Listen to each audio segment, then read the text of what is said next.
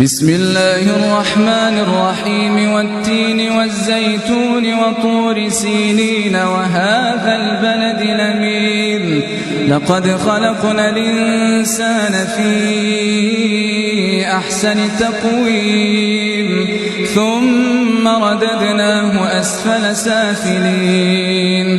إلا الذين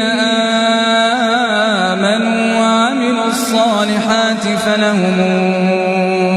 أجر غير ممنون فما يكذبك بعد بالدين أليس الله بأحكم الحاكمين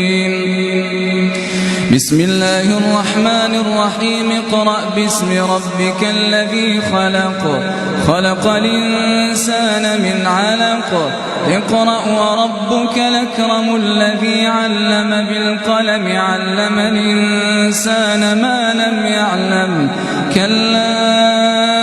إن الإنسان ليطغى